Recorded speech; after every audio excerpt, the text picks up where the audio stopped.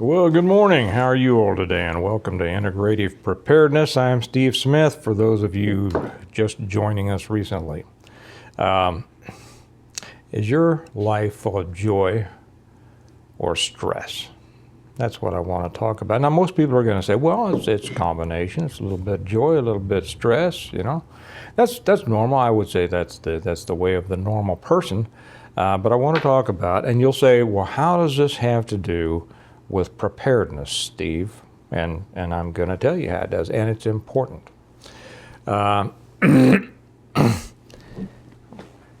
sitting here waiting for my son to get ready. We're going to go out and put some Christmas lights up. And that got me thinking about a couple of things and a conversation that I had with a friend the other day.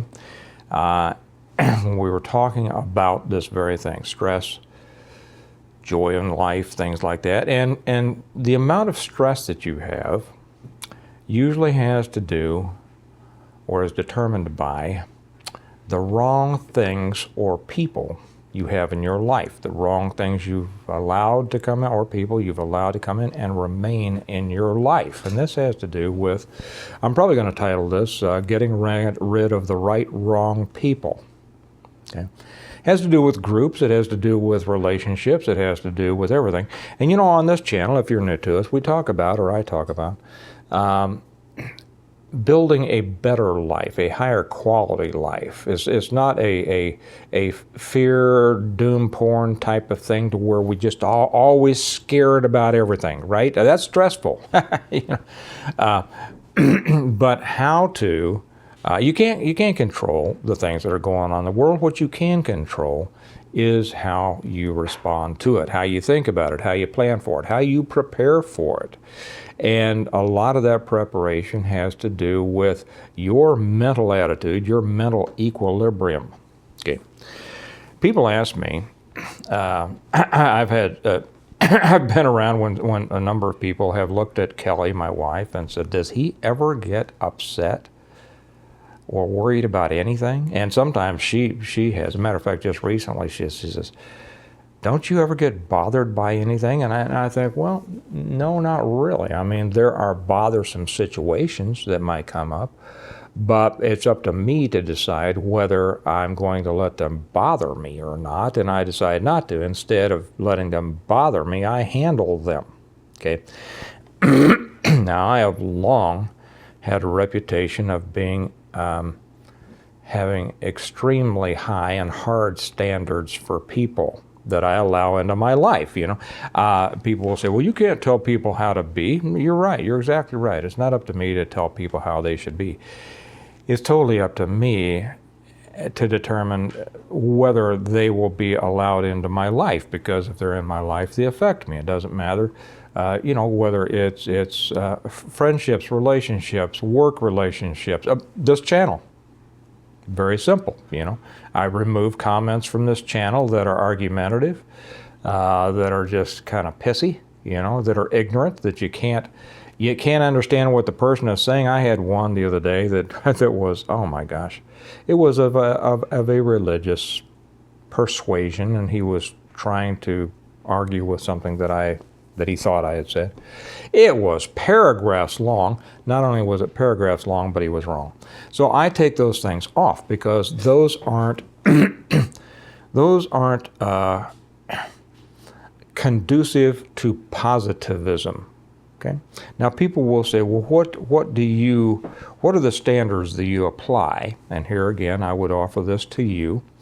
If you're looking at, you know, relationships, your mag, whatever, what standards do you apply to determine whether you let people into your circle of friends, whatever?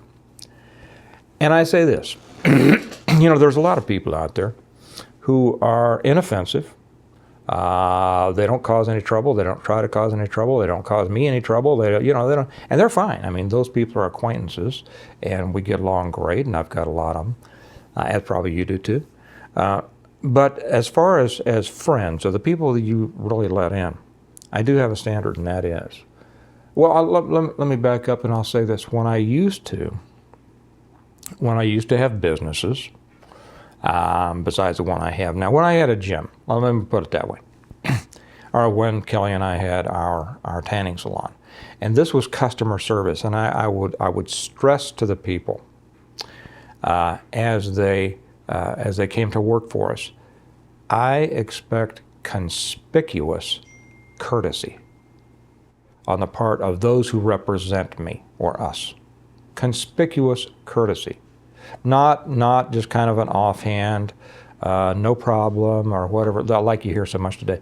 Conspicuous courtesy, so that person you're dealing with understands that your courtesy, your attention is directed specifically at them. Now I carry this over to relationships here in my life, and those that I allow in to be friends are those who have been conspicuous in their concern, in their proper behavior. They have been aggressive in their loyalty, in their wanting to do things for me as I am aggressive. So it's not just me wanting from them, as I am aggressive in wanting or doing for them. Okay? Both sides then are aggressive. We're both investing in this relationship. And of course, that they have to, have the correct principles and standards of honesty and loyalty and such as that. The slightest bit of betrayal is, it collapses the whole agreement. And I just don't have anybody like that in my life. So that's why I say, if you were going to ask me what the mix of my life was, I would say my life is almost 100% joy and almost 0% stress, simply because I keep it weeded. Okay? I keep it weeded out. I don't deal with people who bring problems into my world. I deal with them once, and that is by removing them from my world. And if more people would do that, they would increase their joy and decrease their stress. But most people won't. They'll continue to deal with people who act out, who are troublesome, and instead of taking action at the beginning, pulling that weed when it's young, they'll let it grow and grow and grow, and then mess up their entire garden, and then all of a sudden they're spending an inordinate amount of time and energy and thought process of dealing and thinking about that person or dealing with that person or whatever. I spend zero time. If I pull the weed, I think about it no more. It doesn't affect me anymore. When I was talking to my son about this, having to do with customers. Now, many of you know that we have a Christmas light business, and we're in the process, we're in our busy season right now. We have the greatest customers you could imagine. We have the greatest customers you can imagine. Now, most of them started off great, and when we meet them, we establish a relationship with them. It's not just I do a job and you give me money, although that's the basis, of course, of the thing. They want me to put Christmas lights on their house. I do that for money. But we get to know them, and we talk with them, we chat with them. So many of our very best customers have become very good friends, and who we go to dinner with and things like that. But it starts off just with, I am going to be conspicuous in my doing a good job for you. I have a saying in our company, perfect is good enough. Okay, simple as that. It goes down through everybody that works with us.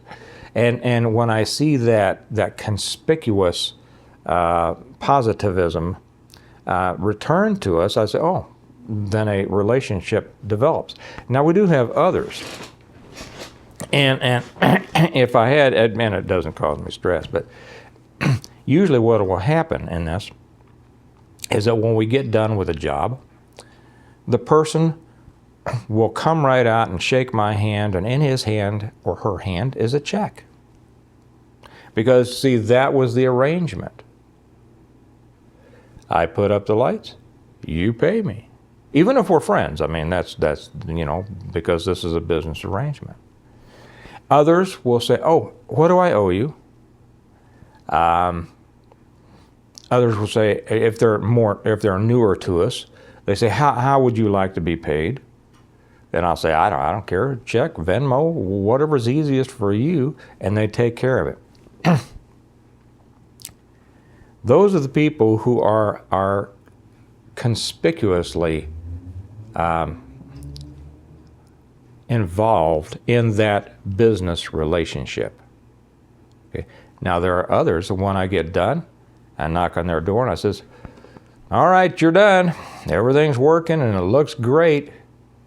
And they'll go, oh, okay, thank you. And I said, they're looking at this as a one-sided relationship, you see. I'm supposed to put lights on their house, but then they have shown no interest in satisfying their part of the relationship, which would simply be, what do I owe you? Or here's a check, or how you get it. You get it, right? I have found that those people very often are slow payers. We don't hear from them. I let it go because then I'm going to expect an email or a call or Kelly to get a call saying, I'm sorry, what is it? How much do we owe you? And I'll get a check right to you. Excuse me. But so often we don't. And then we have to, and I'll let it go. I'll let it go for a couple, 3 weeks. And, I shouldn't have to let it go for a minute. And then we'll have to get a hold of them. Hey, just wanted to let you know, if you didn't have our Venmo, or I see that we haven't received your payment here. What can we do to, would you like us to stop by, pick up the check, or you want a Venmo? How much do I owe you? Those of you who have been in business have played this game with customers, right? Well, that shows that it hasn't been on their mind. You haven't been on their mind, or they're trying to ditch it, right? They're trying to put it off as long as possible. You can transfer that into relationships. If you are not on their mind as much as they are on your mind, you have an imbalanced relationship. Okay? That's the sign of a weed that needs to be pulled. And when I have things like this, very often I don't, I tighten it up. I have a little chat, I have a little talk, and friendly, but I set the guidelines, the standards, or I'll go past their house. Hey, thought I'd drop by and pick up a check from you from those great looking lights I put up on your house. And sometimes that teaches them, but if they had to be taught even to that extent, I see they're not on the quality that they're not going to bubble up to the top of the great relationships we have. Is that, you get that? And then others, if it keeps on going like that, very often we won't continue to do business with them because it's just not a good relationship. If I have to chase somebody for my money, it's not right. See, once the job was done, the money is not theirs anymore, it's mine. And they're keeping it from me. This is not about money, although I use that as an example. It's about how different people understand relationships. And those people, if you let them stay, they will continue to cause you stress. Even if somebody's a little bit rude, I won't do them anymore. Because you know why?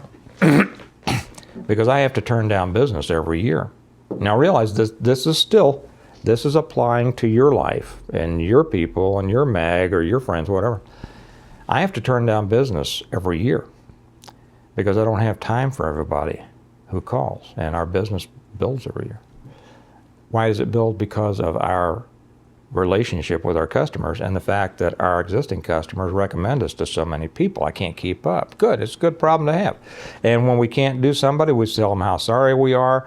We'll put them on the list for next year if they would like, whatever. But if somebody's but I'll get rid of the rude people because it's not about the money. It's about the relationship. And there are plenty of great people out there that I can't get to if I'm spending my time with the moron. Does that make sense? Who is causing me irritation. And why would I want that? Why would I allow irritation to stay in my life? No. It's like a bad tooth. Get it fixed or pulled out. Take care of it right then. And then you've got time to go on with, and meet new great people who are going to fill your life with joy and not stress. The same thing is with a lot of people call people friends, and they're always in drama. They're not friends. They're well, that's a whole different psychology, okay? If you are surrounded by people who are always argumentative and stressful and drama-filled and all that, that's going to have an effect on you. Don't do it. Get rid of it. If it's family, I know it's different, but you can determine how much they're involved in your life, right? And the ones who are positive out there, they're involved in life a lot, just like friends. Those who aren't.